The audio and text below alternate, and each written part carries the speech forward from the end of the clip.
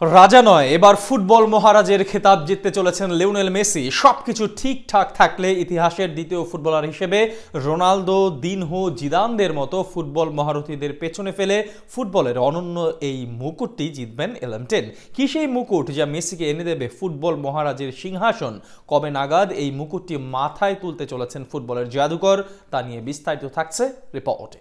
1987 সন 24 June গভীর রাত রোজারিওর অখ্যাত এক হাসপাতাল। মহাকাশ থেকে ছিটকে পড়ল এক মহাতারা, যে মহাতারাটা পৃথিবীতে না আসলে সম্ভবত পৃথিবী বঞ্চিত হতো তার সৌন্দর্য থেকে। অনেক গল্পই থেকে যেত অলিখিত। বুঝেই তো গিয়েছেন নিশ্চয়ই, বলছি ফুটবল সৌন্দর্যের দেবতা লিওনেল মেসির কথা। ছোট্টবেলাতে ফুটবলার হবার স্বপ্ন দেখেছিলেন, ওই একটা স্বপ্নকেই পরিচর্যা করেছেন। রোজারিওর ধুলোমাখা পথে খেলার সায় ছিল পরিবারের, আর লাই দিয়েছিলেন দাদি সেলিয়া। তার আশকারাতেই এলাকার ক্লাব গ্রান্দিওলি হয়ে নিউয়েলস অ্যান্ড ওল্ড বয়েজ থেকে বার্সেলোনা। এর পরের গল্পটা শুধুই ইতিহাস। পুরো পৃথিবীকে তার পায়ের মায়াজালে প্রায় 2 যুগেরও বেশি সময় ধরে বেঁধে রেখেছেন। 18 বছরের ক্যারিয়ারে কাতালান জার্সিতে কি জিতেননি তিনি! 10টা লা লিগা, 4টা কোপা দেল রে, 4টা চ্যাম্পিয়ন্স লিগ, 3টি ক্লাব বিশ্বকাপ, 3টি ইউরোপিয়ান সুপার কাপ, 8টি সুপার কোপা দে স্পানিয়ার শিরোপা জিতেছেন। কাতালান জার্সিতে মোট 35টি শিরোপা জিতেছেন এলএম10। কাতালান অধ্যায় পেরিয়ে পিএসজির জার্সিতেও জিতেছেন 2টি লিগ আর শিরোপা। দলগত অর্জনে টাইটুম্বুর ছিলেন তাই তো অনেক আগে থেকেই। সর্বশেষ বিশ্বজয়ের মাধ্যমে ক্যারিয়ারে দলগত অর্জনের পরিপূর্ণতা দিয়েছেন। ব্যক্তিগত অর্জনেও ভর্তি তার শোকেজ। 8টা ব্যালন ডিওর, 6টি গোল্ডেন বুট, 2টি বিশ্বকাপের গোল্ডেন বল, আরো কত ভুরি ভুরি অ্যাওয়ার্ড স্বীকৃতি তার কাছে লুটোপুটি খাচ্ছে।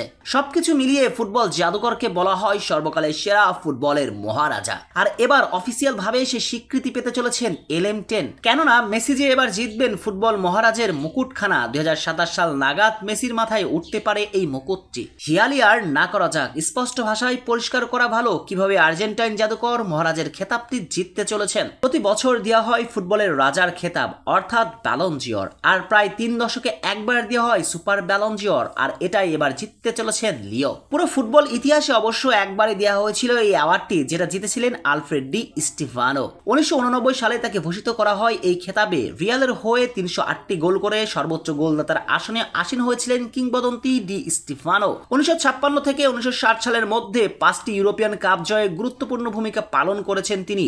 আর 1989 এর পরে দ্বিতীয়বারের মতো দেওয়া হয় সুপার ব্যালন ডিওর। আর এসবের কারণে 1989 সনে জিতে নেন সুপার ব্যালন ডিওর। আর 1989 এর পরে দ্বিতীয়বারের মতো দেওয়া হবে সুপার ব্যালন ডিওর, যেখানে গত দশকের সেরা ফুটবলারের মাঝে থেকে একজনকে বিবেচিত করা হবে। ইতিমধ্যে সুপার ব্যালন ডিওরের জন্য নমিনেটেড করা হয়েছে সম্ভাব্য 3 জনকে।